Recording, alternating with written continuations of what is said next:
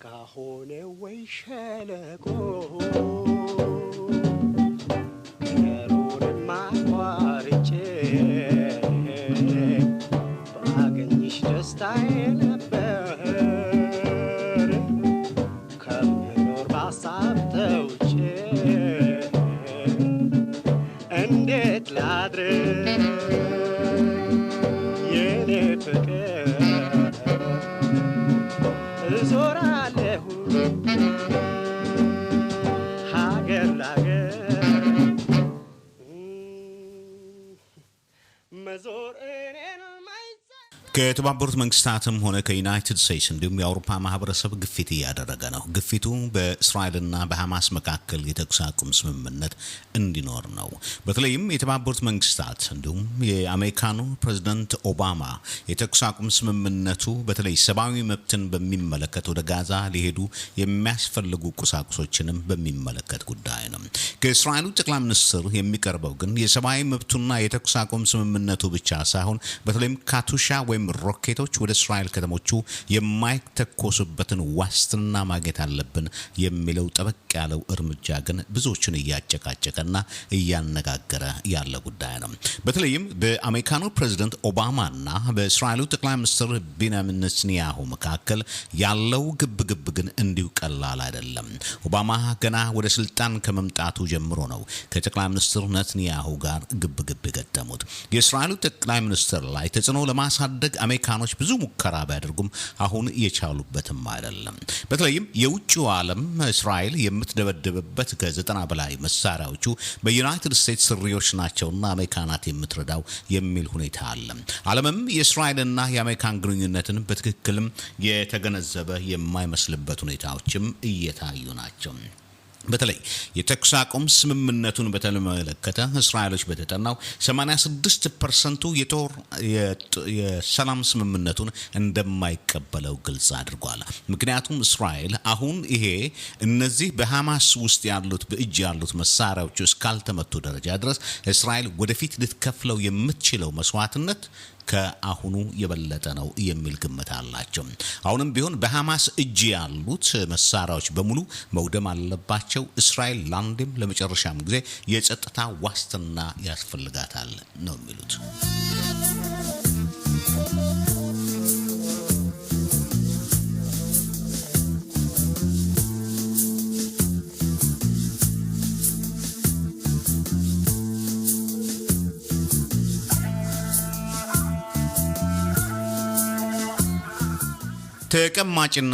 ተቀማጭነታቸው ቴል አቪቭ የሆኑ የውጭ ዲፕሎማቶችም ይህን ጉዳይ እንዲከታተሉ ተደርጓል። የመጀመሪያ እንግሊዝ በለን የእንግሊዝ በቴል አቪቭ የሚገኘው ኤምባሲ እስራኤል ራሷን መከላከል አለባት የሚለውን ድምጹን ከፍ አድርጎ እየተናገረ ነው።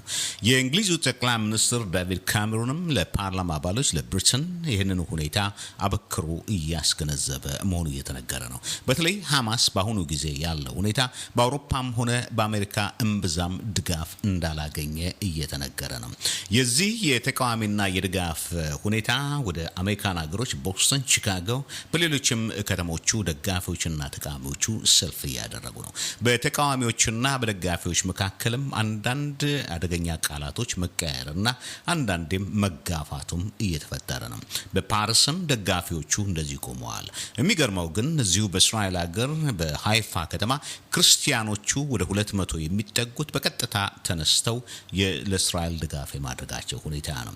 በተለይም በመካከለኛው ምስራቅ በእስራኤል ውስጥ የሚኖሩት ክርስቲያኖች በዚህ በመካከለኛው ምስራቅ በክርስቲያኖች ላይ የሚደረገው ግፍ እያንገፈገፋቸው ተደብቀው ይነጋገሩበት የነበረውን አሁን ግን በአደባባይ እየቆሙ እየተናገሩት ያሉበት ሁኔታ ነው።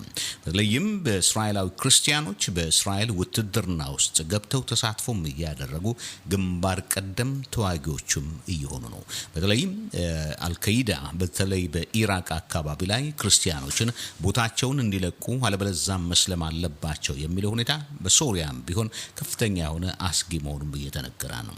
ስለዚህ ክርስቲያኖች በመካከለኛው ምስራቅ በተለይ በእስራኤል ያሉት ክርስቲያኖች ከእስራኤሎች ጋር መቆማቸውን እያረጋገጡ ነው።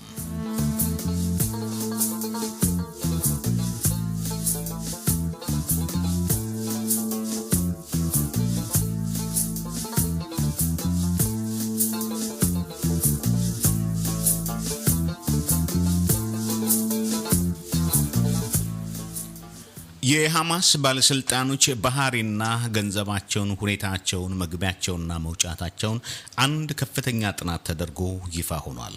የሐማስ መሪዎች ሁለተኛው ትውልድ ተብለው የሚጠሩ ናቸው።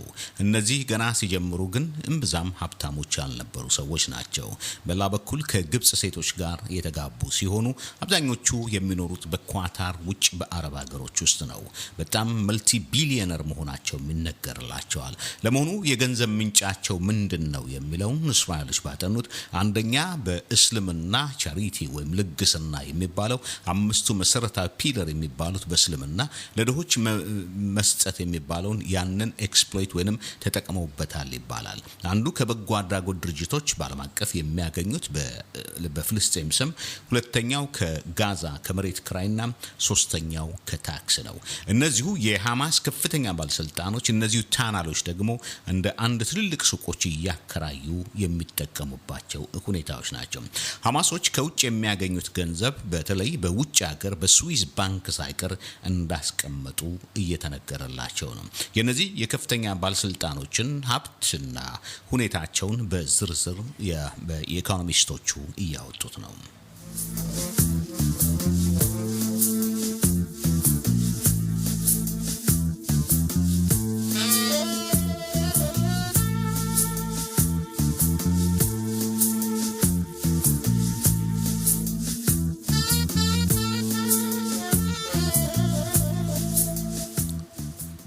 በፓለስቲናና በእስራኤል መካከል በተነሳው ጦርነት በተለይም በአውሮፓና በዩናይትድ ስቴትስ የሚገኙት አይሁዳውያኖች ጥንቃቄ እንዲያደርጉም እየተነገረ ነው። በተለይም በስካንዲኔቪያ ኖርዌይ አካባቢ ላይ ያለው ሙዚየም የኖርዌይ ፖሊሶች ማስጠንቀቂያ ሰጥተው ለአልተወሰነ ጊዜ ሙዚየሙ ተዘግቷል። በተለይም በፓሪስም ሆነ በአንዳንድ አካባቢዎቹ አንዳንድ መሰረታቸው አረብ ሀገር ሆኖ አውሮፓ የሚኖሩ እየሰለጠኑ በተለይ በሶሪያ አካባቢ ተመልሰው የእስራኤሎችን ተቋሞቹ እንደሚያጠቁ ተነግሯል። ኖርዌይ ይህንን ብቻ ማስጠንቀቂያ ሳይሆን የራሷን ከፍተኛ ትልቁን የአየር ጣቢያ ሁሉ እየተቆጣጠረች ያለችበት ሁኔታ ነው። ስካንዲኔቪያን ሀገሮቹ ከእንደዚህ በሶሪያ እየሰለጠኑ የሚሄዱት ተመልሰው በአንዳንድ አካባቢዎች ጥቃት ሊያደርጉ ይችላሉ የሚል ስጋት አለ።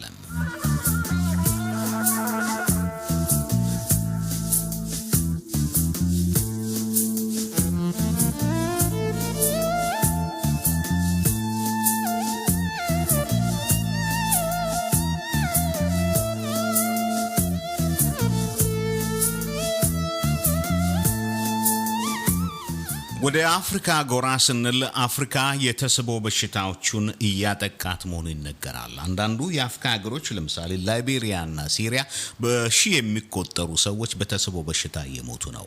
ሌላው ቀርቶ ለበጎ አድራጎት የሄዱት የሜዲካል ዶክተር ሐኪሞቹ ወደ 2 በዚሁ በሽታ እንደተጠቁ ይነገራል። ይህ ድንበር ዘለል የሆነ በሽታ በተለይ ላይቤሪያ ድንበሮቿን እንድትዘጋ ያስገደዳት ነው። አፍሪካ በሃይማኖት እንደገና በጎሳ በሌላ በኩል በሽታ በሌላ በኩል በሙስና በጣም ከባድ ችግር ላይ የወደቀችው አፍሪካ አሁንም ከችግር ላይ ወደ ችግር እየተንከባለለች የምትገኝበት ነው። ያም ሆነ ይህ ግን አፍሪካኖች ወደፊትም ቢሆን ተስፋ ሊኖር ይችላል የሚሉ ተስፋዎች ደግሞ በስነ ጥበብ ሰዎች ላይና በአንዳንድ የሶሻል ሳይንቲስቶች እየተገመተ ነው። ያም ሆነ ይህ አፍሪካ በምድር ላይ በጣም የበለጸገችና ሀብታም የተፈጥሮ ስጦታ ያኖራት ግን በማኔጅመንት ያስተዳደር ችግሮች ግን እየደቀቀች ያለች ሁኔታ ነው። ላይቤሪያ እና ሴራሊዮን ኮንጎንም ይዞ ይሄ በሽታ ከአንድ አካባቢ ወደ አንድ አካባቢ እየተጣደፈ ያለ ሁኔታ ነው። ተስቦ አደገኛ በሽታ ነው።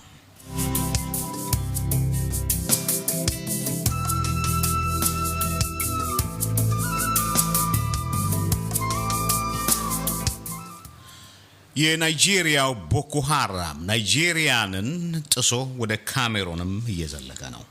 የሚገርመው ግን የካሜሩን ባለፈው 4 የካሜሩን ፖሊሶች ድንበር ጠባቂዎችን ገሎ 13 ፖሊሶች ደግሞ መዳረሻቸው እንደጠፋ ተነግሮ ነበር። አሁን ግን ለየት ያለው የካሜሩን ምክትል ጠቅላይ ሚኒስትሩን ባለቤት አፍነው መውሰዳቸው ነው። የምክትል ጠቅላይ ሚኒስትሩን ባለቤት አፍነው የወሰዱት ጠቅላይ ሚኒስትሩ የረመዳንን በዓል በማክበር ላይ በሚገኙበት ሁኔታ ነው። እንዲህ አይነት የሴቶችን መጥለፍና ሴቶችን ማሰቃየት ቦኮ ሃራም በጣም የታወቀበት ጉዳይ ነው። ቦኮ ሃራም በናይጄሪያ በብዙ ከተሞች ላይ ጥቃትን አድርሷል። 15000 ያላነሱ ሰፈሮችን፣ መንደሮች ነዋሪዎችንም አካባቢያቸውን ቦኮ ሃራምን በመፍራት ከናይጄሪያ በተለይም ሰሜናዊ ናይጄሪያ ለቀው እንደሄዱ የሚቆጠር ነው። በእርግጥ የቦኮ ሃራም ጉዳይ የውጭ አጥኚዎች እንደሚሉት የናይጄሪያ መንግስት በሙስና ውስጥ የተዘፈቀና አስተዳደሩ የባከነ መሆኑን ነው። ናይጄሪያ በዓለም ላይ አሉ ከሚባሉት ሀብታም ሀገርና የመጨረሻው ደግሞ ድሃ መሆኗም የሚነገር ነው። ያም በነዳጅ የሚገኘው ገንዘብ ለተወሰኑ ቅምጥሎች ስለሚጠቀሙበት ነው የሚባለው ጉዳይ ነው። የካሜሩንን የምክትል ጠቅላይ ሚኒስትር ባለቤት መጥለፍ ማለት ነገ ሊከተል የሚችሉት ሁኔታዎቹ ምን ሊሆኑ ይችላል የሚል ነው። ቦኮ ሃራም በአንድ በኩል ሽብር ይፈጥራል፣ በሌላ በኩል እየጠለፈ የሚገኝ መሆኑ ነው።